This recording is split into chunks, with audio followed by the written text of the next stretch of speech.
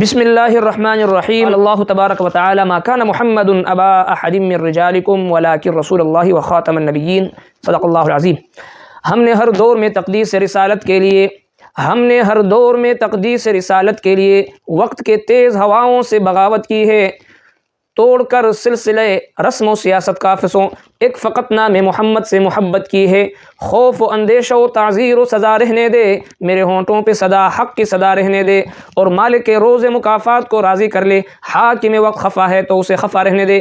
گرامی قدر سامعین، جیسا کہ آپ دیکھتے ہیں کہ آج کل بعض وہ لوگ جو قادیانیت نوازی میں اپنے آپ کو آگے کرنے کی کوشش کر رہے ہیں، وہ اس مملکت خداداد پاکستان کے اندر ختم نبوت کا وہ قانون اور قادیانیت کے خلاف جو آئین اور قانون میں موجود ہیں جو چیزیں، ان کو ختم کرنے کی کوشش کی جا رہی ہیں، اور ان قادیانی غداروں کو کھلم کھلا اپنی مذہب کی ترویج اور تبلیغ کی اجازت دی جا رہی ہے، حالانکہ یہ پاکستان کے آئین کے خلاف ہے.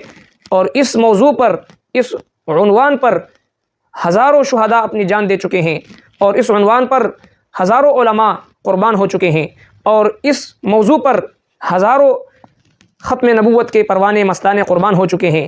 یاد رکھیں وہ لوگ جو اس قانون کو چھیڑنا چاہتے ہیں، اور یاد رکھیں وہ لوگ جو قادیانیت نواز ہیں، کہ اس ملک میں جب تک ایک مسلمان موجود ہے، ایک مسلمان بھی موجود ہے، وہ آقائے دو جہاں جناب محمد مصطفیٰ صلی اللہ علیہ وسلم کے ختم نبوت کے لیے اور قادیانیت اور اس کی ذریت کو مٹانے کے لیے ہر وقت میدان عمل میں رہے گا. اور یاد رکھیں کوئی بھی اس قانون کو چیلنج کرنے کی کوشش نہ کرے، اور یاد رکھیں کوئی بھی قادیانیت نوازی کی کوشش نہ کرے.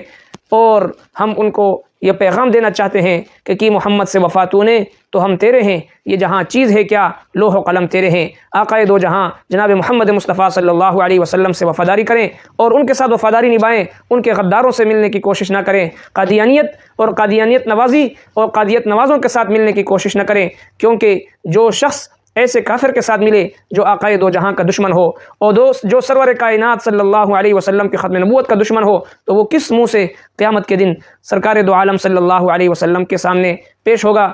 اللہ رب کائنات ہمیں عمل کرنے کی توفیق عطا فرمائے. وما علینا الا البلاغ.